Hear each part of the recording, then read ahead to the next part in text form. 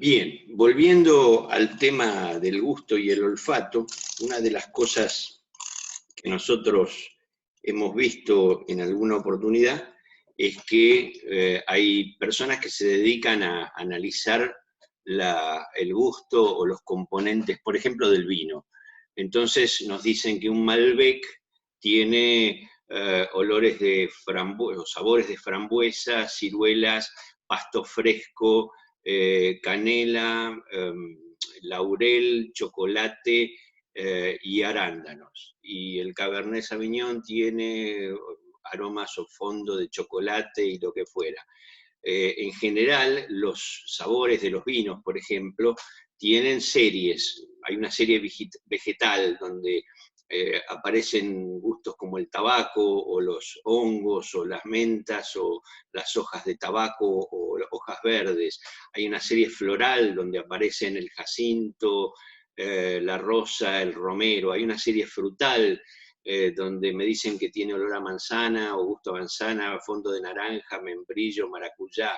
Hay una serie mineral donde dicen que tiene olor a tiza, a yodo, a nafta o a petróleo. Hay una serie láctea, una serie amílica donde tiene olor a plátano, a barniz, a caramelo. Hay una serie frutal o transitoria. Bueno, hay un montón de gustos donde se incorporan el gusto a humo, a resina, a vainilla, a eucalipto, a flores secas. Hay un montón de gustos que las personas entrenadas lo pueden percibir. De la mezcla de todo eso puede salir un vino muy bueno o un vino más o menos.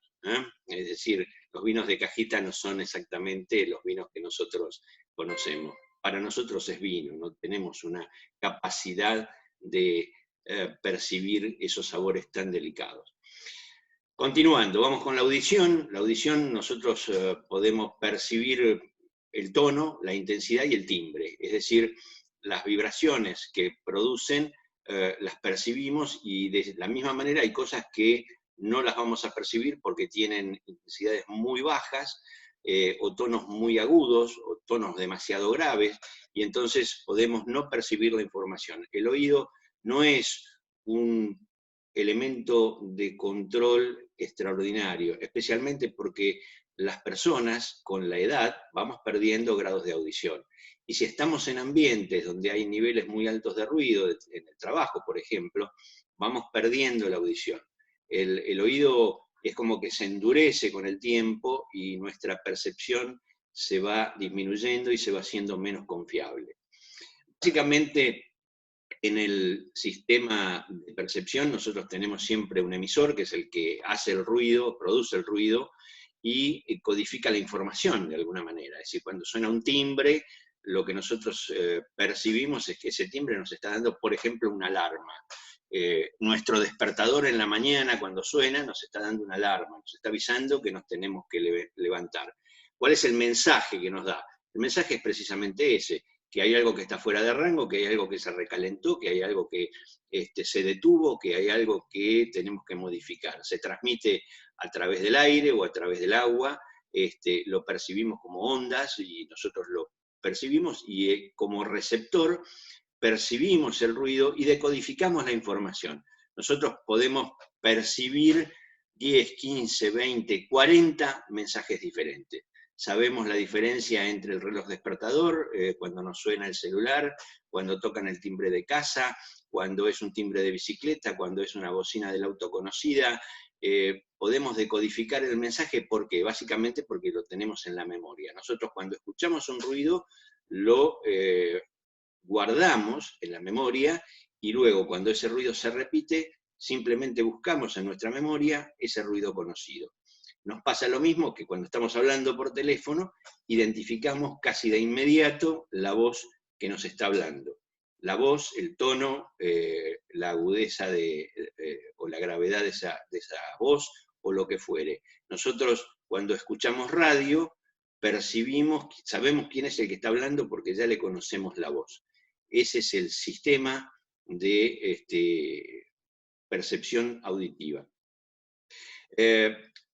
Los elementos de comunicación dentro de la relación hombre-máquina son fáciles.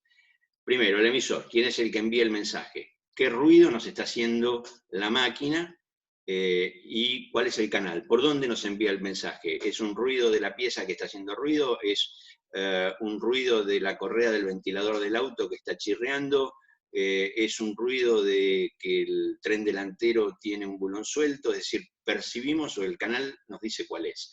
El referente es aquello que se evoca en el mensaje, es decir, este ruido no estaba, y el receptor es quien recibe el mensaje. El contexto es cómo se lleva a cabo. En un lugar de trabajo yo puedo percibir una alarma. Por ejemplo, una alarma simple es el movimiento de un puente grúa, que normalmente tiene una alarma sonora que es más fuerte que el ruido ambiente para que yo en cualquier posición que esté de frente o de espalda la perciba igual, pero además tiene una lámpara o una luz que gira, una suerte de, como se llama normalmente, una licuadora, que me dice por dónde se está moviendo.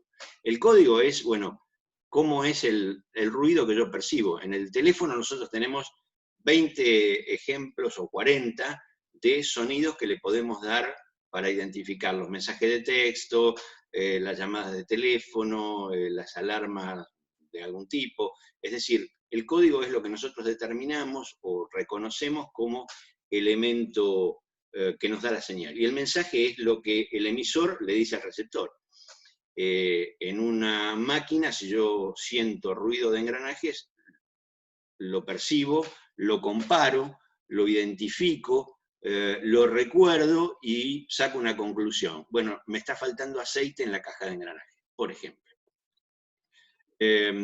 Hay diferentes situaciones de mensaje auditivo, dependiendo del problema que yo quiera transmitir.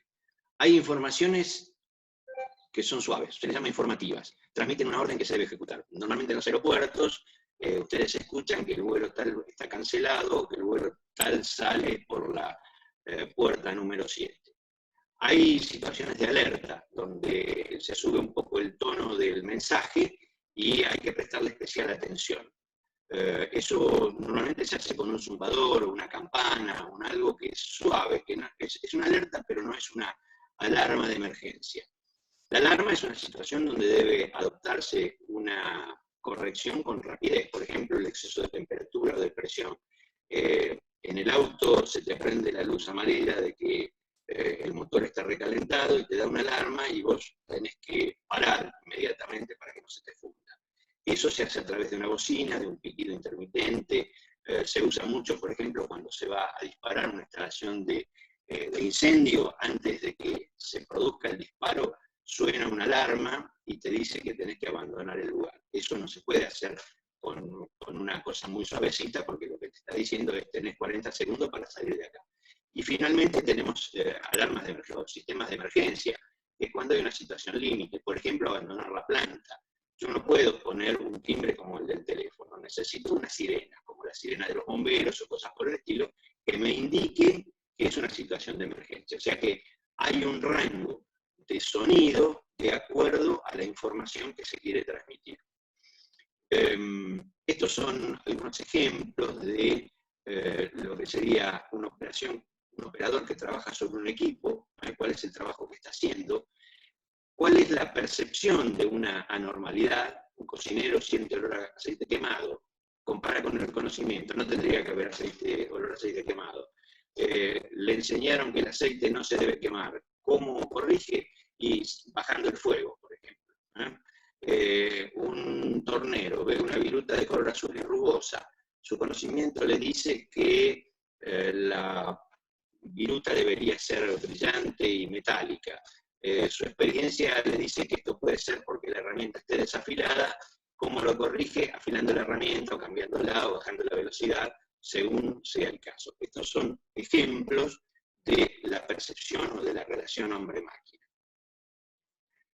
Dentro de lo que es el sistema de hombre-máquina, nosotros dijimos que nosotros percibimos la información a través de algún sentido y tenemos que hacer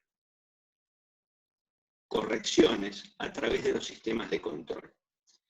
Los sistemas de control son todas aquellas cosas que yo puedo tocar para modificar lo que está pasando, normalmente lo que está pasando mal. Por eso se le llaman controles. Y lo importante es que esos controles estén primero en un alcance, es decir, que yo los tenga a mano, y que se operen en forma sencilla. Un control puede ser un volante, una palanca, un timbre, una botonera, un pedal, alguna cosa que yo muevo para modificar algo. Cuando yo me olvido la luz prendida y pulso la botonera, lo que se está generando es una modificación. Si yo vuelvo a pulsar la botonera, se prende la luz. Tan sencillo como eso. Estos controles tienen que estar distribuidos para que ninguna extremidad se sobrecargue. Es decir, yo no puedo operar toda una grúa con una sola mano. Tendré que distribuir los controles para que sea repartido. Tengo que seleccionar, ubicar y orientar los controles en forma compatible con los dispositivos informativos. ¿Esto qué significa? Que si yo subo la palanca, tendrá que subir el elemento que yo estoy moviendo. Si bajo la palanca, ese elemento tendrá que bajar. Si la muevo hacia un costado, ese elemento tendrá que moverse hacia allá y siempre se repite. Es como el volante del auto. Manejar significa que si yo doblo para allá, el auto va para aquel lado. El único control que es al revés sería un motor fuera de borda, donde ustedes se mueven para un lado porque están haciendo fuerza para un lado y el bote va para el otro. Ese es el único control que yo recuerdo que es inverso. Esto es que tiene que haber una correlación entre el movimiento que yo hago y el movimiento que quiero hacer. Tenemos que seleccionar controles multirotativos cuando se requiere un ajuste preciso en un amplio intervalo de ajuste. Esto es, por ejemplo, una botonera que yo voy cambiando. Sería lo del microondas, donde yo tengo un punto para descongelar, un punto para calentar suave, otro punto para calentar más y un último punto para calentar rápidamente. Entonces le voy dando de acuerdo a lo que yo necesito. Seleccionar controles de ajustes discretos por pasos de retención o botoneras cuando la variable de control se puede ajustar a valores discretos. Esto significa que si yo necesito 5 valores diferentes con una botonera, es lo más fácil. Ejemplo práctico, el ascensor. Yo necesito ir hasta el 4.º piso, pulso el botón 4 y el ascensor va hasta el 4.º piso. Esos serían valores discretos. Seleccionar controles y ajustes continuos cuando se necesita precisión o más de 24 ajustes discretos. Por ejemplo, seleccionar la emisora en una radio, donde yo voy cambiando suavemente hasta encontrar la emisora. Seleccionar controles que sean fácilmente identificables, normalizando sus ubicaciones. En general, la posición del control tiene que responder a la misma posición de lo que yo estoy controlando. Si no, se me genera un problema bastante serio. Y combinar los controles relacionados funcionalmente para facilitar la operación simultánea o en secuencia para economizar espacio en el panel de mando. Es decir, que cuando yo tengo 4 bombas, tengo que tener 4 interruptores, 4 instrumentos que me controlen esas bombas y 4 fusibles, uno para cada bomba. Un fenómeno o una ley que hay que cumplir que se llama ley de compatibilidad o de armonía.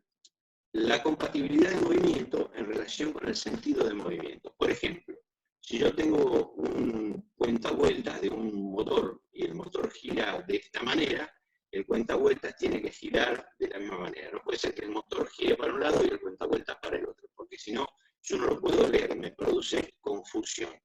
Es importante saber el significado de la información. Yo estoy leyendo algo y tengo que saber qué significa para poder compararlo y tener una idea mental de que si la presión, por ejemplo, es muy alta, es muy baja o está bien.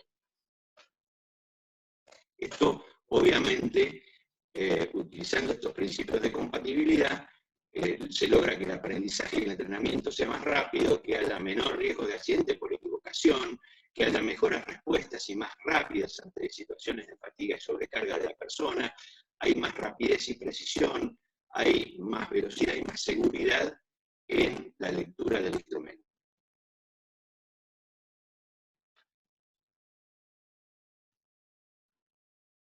Hay una compatibilidad de movimiento que quiere decir que el indicador debe girar en el mismo sentido que el mando. Por ejemplo, supongamos que yo tengo un termómetro. Es importante que el termómetro me dé más nivel de temperatura hacia arriba y menos hacia abajo. Si yo lo pusiera de costado, también lo puedo leer, pero la lectura yo tendría que decodificarla, o sea, tendría que mirar qué es lo que estoy leyendo. De la otra manera, con un golpe de vista, yo sé dónde está la posición de ese termómetro y puedo identificarlo rápidamente. Los valores de escala deben aumentar de izquierda a derecha y de abajo hacia arriba, o en el sentido de las agujas del reloj, que es como nosotros leemos. Nuestra mente, nuestro sistema de incorporación de datos está diseñado de esa manera. Nosotros cuando aumenta de izquierda a derecha. Y cuando desciende, por ejemplo, el medidor del nivel de nafta va de un máximo a un mínimo. En un termómetro sube hacia arriba y baja y nos da la temperatura en forma instantánea. No es de costado, raramente es de costado. Vamos a parar acá y después seguimos con la parte siguiente.